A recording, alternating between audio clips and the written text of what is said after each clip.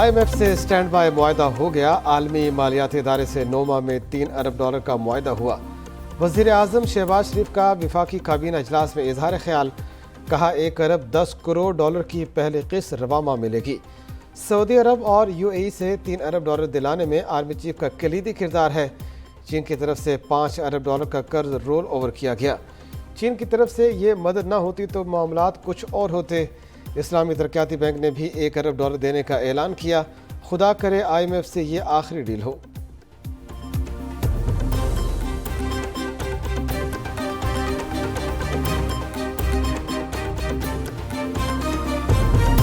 Pakistan stock exchange میں تاریخ رقم۔ IMF ڈیل کے بعد سٹاک ایکسچینج میں 2446 پوائنٹ کا بڑا اضافہ۔ کاروبار کے اختتام پر سٹاک ایکسچینج 43,899 پوائنٹس پر بند۔ دن بھر مجموعی طور پر 351 کمپنیوں کے شیئرز میں کاروبار ہوا۔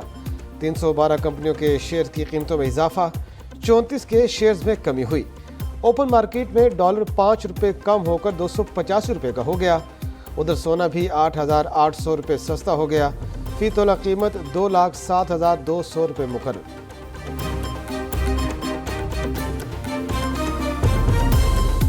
IMF پروگرام سے معاشی استحکام آئے گا۔ قریبی مدت میں معیشت مشکلات کا شکار رہے گی۔ پاکستان کو ٹیکس اصلاحات کرنے کی ضرورت ہے۔ موڈیز کا کہنا ہے اکتوبر میں ہونے والے انتخابات میں ٹیکس اقدامات کا امتحان ہوگا۔ بلند شرح سود کے باعث حکومتی اخراجات، کاروباری سرمایہ کاری محدود رہے گی۔ پاکستان کو ایک اور IMF پروگرام کی ضرورت پڑے گی۔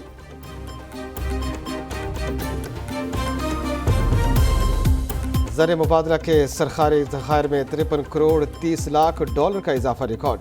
اسٹیٹ بینک کے مطابق سرکاری ذخائر میں اضافہ 30 کروڑ ڈالر کے حکومتی کمرشل قرضوں کی وصولی سے ہوا۔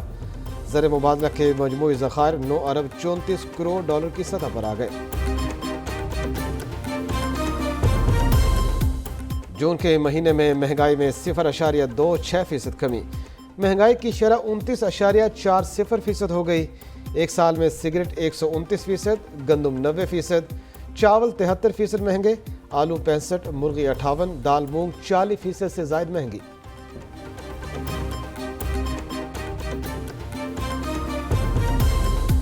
گزشتہ مالی سال کے تجارتی خسارے میں 43% سے زائد کی کمی ریکارڈ۔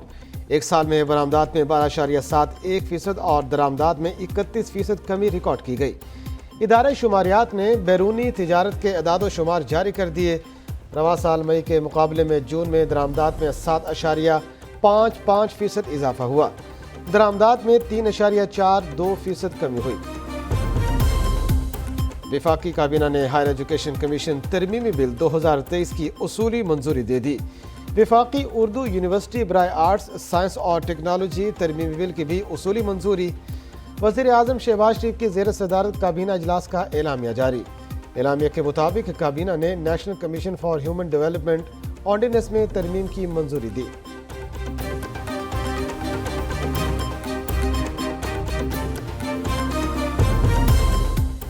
نیب ملزم کا 14 دن کے بجائے 30 دن جسمانی ریمانڈ کا قانون۔ حکومت کا ایک بار پھر نیب قوانین میں ترمیم کا فیصلہ۔ نیب آرڈیننس میں بنیادی ترامیم کا مسودہ تیار۔ مجوزہ ترمیم صدارتی آرڈیننس کے ذریعے لائی جائے گی۔ نیب قوانین کے تحت گرفتار ملزم کو 14 کے بجائے 30 دن تک جسمانی ریمانڈ پر رکھا جا سکے گا۔ چیئرمین نیب تفتیش میں عدم تعاون پر ملزمان کے وارنٹ گرفتاری جاری کر سکیں گے۔ وفاقی کابینہ نے مجوزہ ترامیم کی منظوری دے دی۔ قائم مقام صدر کی طرف سے ترامیم سے متعلق صدارتی آرڈیننس جلد جاری کیے جانے کا امکان۔ مسلم لیگ نون کا رواں ماہ انتخابی مہم شروع کرنے کا فیصلہ۔ دبئی میں مسلم لیگ نون کے مستقبل کی سیاسی حکمت عملی پر اہم فیصلے۔ وطن واپسی پر قائد نون لیگ نواز شریف کا فقید المثال استقبال ہوگا۔ پارٹی قیادت متفق۔ نواز شریف نے پارٹی اور انتخابی امور سے متعلق مریم نواز کو ٹاسک سونپ دیا۔ عام انتخابات کے لیے منشور کمیٹی تشکیل دینے کی بھی ہدایت۔ انتخابی مہم کے دوران ملک بھر میں جلسے کیے جائیں گے۔ نواز شریف کی سینئر پارٹی قیادت کو ہدایات جاری۔ ملک کو نقصان پہنچانے والی سیاسی جماعت کی پالیسیوں کو ہدف تنقید بنانے کا فیصلہ۔ پاکستان کو جاپان کو افرادی قوت مہیا کرنے کی پیشکش۔ پاکستان جاپان کے ساتھ تعلقات کا فروغ چاہتا ہے۔ سرمایہ کاری، تجارت، صحت بڑھانا چاہتے ہیں۔ پاکستان جاپان کو افرادی قوت مہیا کر سکتا ہے۔ وزیر خارجہ بلاول بھٹو زرداری کی جاپانی ہم منصب کے ہمراہ نیوز کانفرنس۔ وزیر خارجہ بلاول بھٹو کی جاپانی وزیر اعظم سے بھی ملاقات۔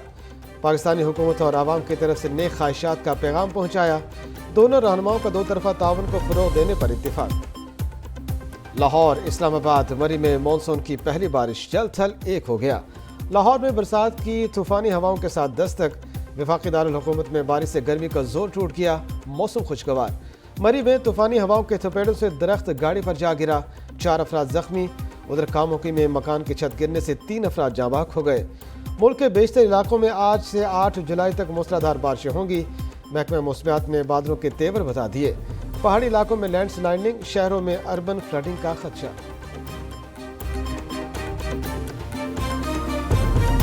ہیٹ ویو سے گلیشیئرز تیزی سے پگھلنے لگے۔ تربیلا ڈیم میں پانی کی سطح بلند، ڈیم کے سپیل ویز کھول دیے گئے۔ تربیلا ڈیم میں پانی ذخیرہ کرنے کی گنجائش 1550 فٹ ہے۔ پانی کی سطح 1512 فٹ تک پہنچ گئی۔ دریائے سندھ میں تربیلا کے مقام پر پانی کا بہاؤ 2,01,000 کیوسک ریکارڈ۔ دریائے سندھ کے نشیبی علاقے میں بیرا اجز میں دباؤ بڑھنے لگا۔ مانسون بارشوں سے دریائے سوات اور کابل میں طغیانی کا خدشہ۔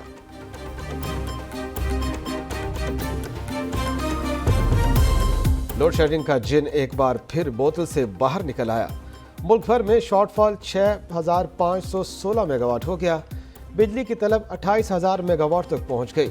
مجموعی پیداوار 21,484 میگا واٹ ہے۔ بجلی کے شارٹ فال سے ملک بھر میں 10 سے 12 گھنٹے کی لوڈ شیڈنگ۔ لاہور، کراچی میں بھی اعلانیہ اور غیر اعلانیہ بندش۔ شدید گرمی میں عوام پریشان، کاروباری بری طرح متاثر۔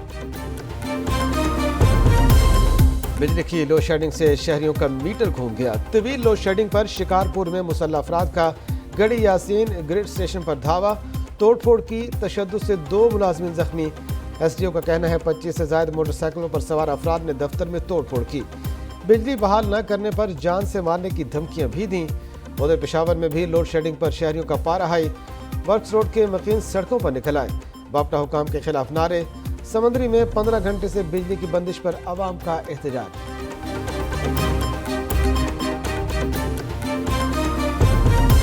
عید گزرتے ہی چکن مافیا نے پنجے گاڑ لیے۔ عید قربان کو گزرے ایک دن ہوا نہیں، برائلر گوشت کی قیمتوں کو آگ لگ گئی۔ کراچی میں چکن 850 سے 900 روپے فی کلو فروخت ہونے لگا۔ قیمتوں کو کنٹرول کرنے والے ادارے غائب، شہری حیران و پریشان۔ شہر قائد میں چکن کی سرکاری قیمت 482 روپے کلو مقرر ہے۔ انتظامیہ منافع خوروں کے سامنے بے بس ہو گئی، شہری پھٹ پڑے۔ ادھر لاہور میں بھی چکن 655 روپے کلو فروخت ہونے لگا۔ شہریوں کی حکومت اور انتظامیہ پر شدید تنقید۔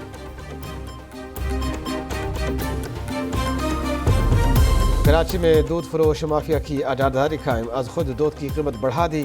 20 روپے مہنگا ہونے سے شہر قائد میں دودھ 230 روپے فی لیٹر ہو گیا۔ بچوں کے لیے دودھ خریدنا محال ہو گیا، عوام چائے پینے سے بھی گئے۔ قیمتیں بڑھنے سے شہری حکومت اور دودھ فروش دونوں پر برس پڑے، بائیکاٹ کی دھمکی بھی دے ڈالی۔ ادھر پی این این بنا ایک بار پھر عوام کی آواز۔ چیف سیکرٹری سہیل راجپوت پی این این کی خبر پر حرکت میں آ گئے۔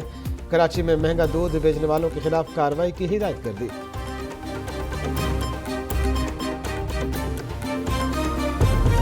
بلوچستان کے علاقے ہوشاب کے شہداء کی نماز جنازہ ادا۔ میجر ثاقب اور نائک باقر علی کی نماز جنازہ پہلے تربت پھر آبائی علاقے میں ادا کی گئی۔ شہداء کو فوجی اعزاز کے ساتھ ان کے آبائی علاقوں میں سپرد خاک کر دیا گیا۔ نماز جنازہ میں حاضر اور ریٹائرڈ افسران، جوانوں اور اہل خانہ کی شرکت۔ آئی ایس پی آر کا کہنا ہے پاک فوج ہر قیمت پر مادر وطن کے دفاع کے لیے پرعزم ہے۔